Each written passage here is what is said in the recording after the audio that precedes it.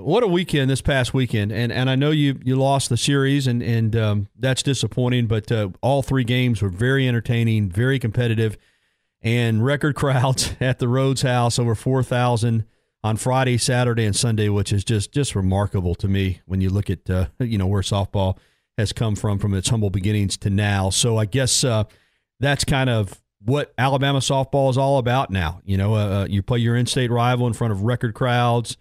The weather was good, a little cool on Friday night, but great competitive softball and just a superb weekend all around.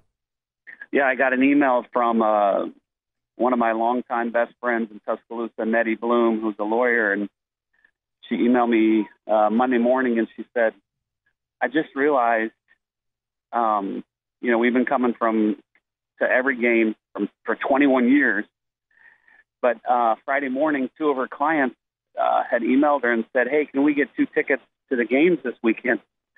And she wrote back, she said, my gosh, they're all sold out.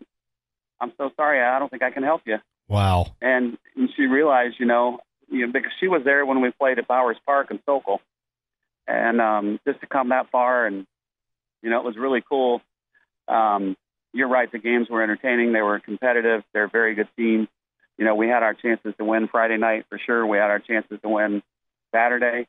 And then finally, Marissa Runyon came through with a big 2-run double on Sunday to win that game. But it was just, and national television. Absolutely. Which sometimes that hurts our crowd because people see, it's on ESPN. We'll stay home and watch it. And, the 2 games on Saturday and Sunday were sold out on Tuesday. So anybody that's listening that was there, thank you very much for buying a ticket and coming out, because the girls on my team just absolutely loved the support. Coach Patrick Murphy with us here on the Bud Light Hotline, making his way to Knoxville for the SEC tournament. The Tide will play as the number 5 seed, and will take on the 4 seed Texas A&M, or technically on the 12th seed Arkansas, I should say, on Wednesday at 11 a.m. That's tomorrow, and the winner will get the 4 seeded Texas A&M Aggies. Of course, the Aggies get a bye. Before we get to the tournament, let's talk about Sunday, because pressure is part of sports. I know that, but there was pressure. Alabama's never had a losing record in SEC play. You came in at 11-11. Of course, we will not get into what happened at Tennessee in that one game that you were going to win. But regardless, you were 11-11. You're trying to avoid being swept by your in-state rival at home. A lot of pressure in that game. Alexis Osorio, I think, threw, 184 pitches on Friday night or something like that, and comes back Sunday and just does what she does. And you gut out a really tough 1-run win over Auburn to secure that number 5 seed in the tournament and to get a winning record in conference play and really take some momentum into Knoxville. Talk about how big that win was on Sunday. Well, all those things that you said, that just equals up to a huge win for us. And not only that, we went from 16 to 14. Even though we lost 2 out of the 3, we moved up 2 spots in the RPI. So that was a huge win for us for all kinds of reasons.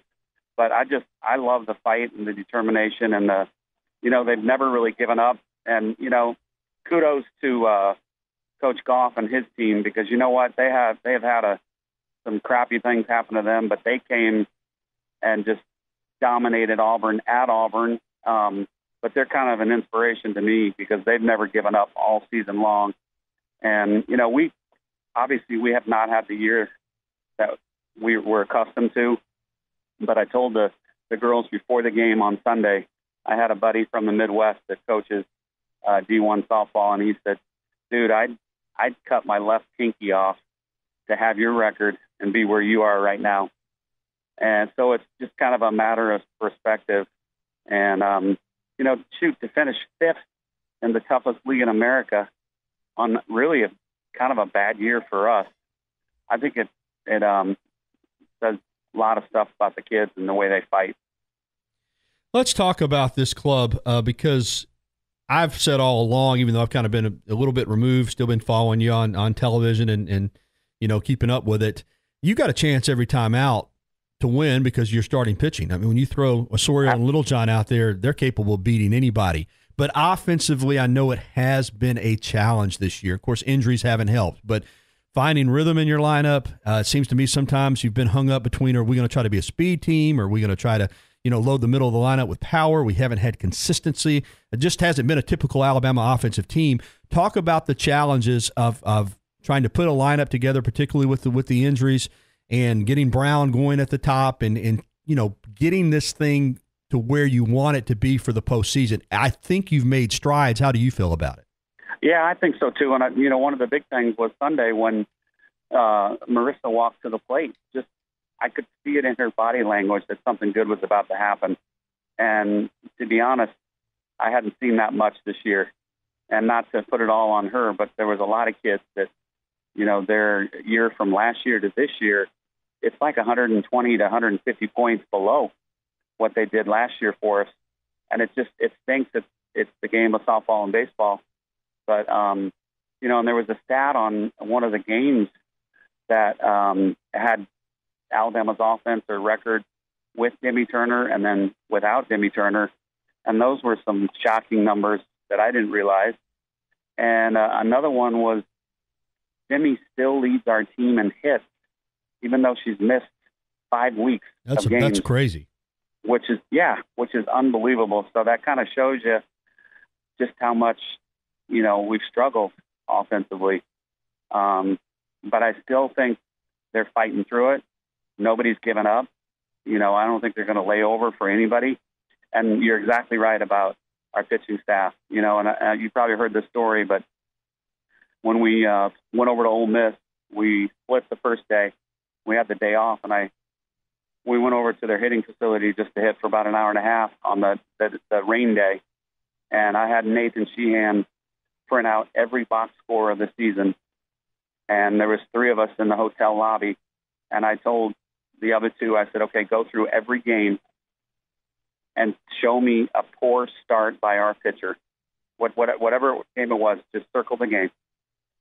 We were 49-2. Alexis had a bad start against South Carolina where that was just a bad game overall. And then Maddie had a bad start against Louisiana Lafayette down there when we lost the second game of the doubleheader. But those were really, and I said, if they gave us a chance to win, that's a good start. If they didn't, then circle that game. So out of the 51 games that we had played up to that point, 2. And wow. They give us a chance to win every single time. We just, and Runyon came through. And it was a 2-out, 2-run double. Tommy Deese had told me, after the game when we were interviewing with media, he said it was the biggest inning we'd had since like April 7th. And I said, what do you mean? He goes, 3 runs. So 3 runs in an inning, that was the biggest inning we'd had in about a month, which was also just shocking to hear because we're kind of known for a big inning team too, 7, 8, 9 runs in an inning, and 3 was the highest. So, but it won the game, and that's what good pitching will do for you. Everything's still in front of you, though, and as you said, getting up to 14 is crucial, as you certainly want to host a regional if you can, and tomorrow is a big game against Arkansas, a powerful team. You had a lot of success. You've had a ton of success against them, but this is a team that can hit it out of the ballpark. It seems like everybody that comes up there has power. Huge game, 11 a.m. tomorrow in Knoxville. Kind of handicap this matchup for me. Well, I've been looking over their box scores lately, and the kid that led off against us for the 3 games is now hitting 9-hole. The kid that was hitting 8th spot is now leading off. And it's as you can imagine, you play 24 games in the SEC and probably 10 more non-conference games. It's a totally different looking lineup. So, and ours is too. And it's almost, because I was asked, you're going to watch the games that you played against them. And I said, no, I'm going to watch the games that they played this weekend because that'll give you a better indication of where they're at, because the number one thing for me is I want to know who's the most confident hitter on their team right now because we need to pay attention to her, if people get on base in front of her. So it's, their coach has done a heck of a good job. They didn't make the tournament last year. They were 1-23, I believe, and now they're back in the tournament. I'm sure they're really excited about it. It's probably kind of a new thing, especially to their freshmen.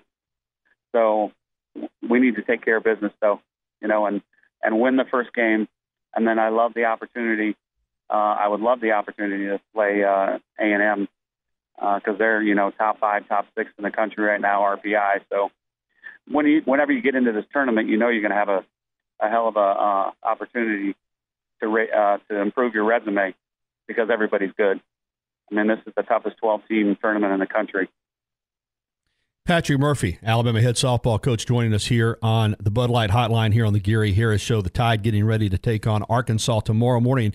Now, make a note, that's 11 a.m. Central, so to be an early start there for the Tide against the Razorbacks in Knoxville. The venue there in Knoxville to host the tournament. Do you, of course, you were up there earlier this year. You like that facility?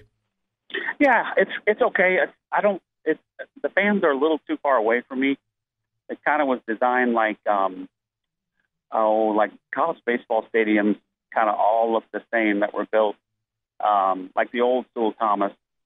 That looks the same like Ole Miss, like Tennessee, but they've added bleachers out in right field, probably 400 people.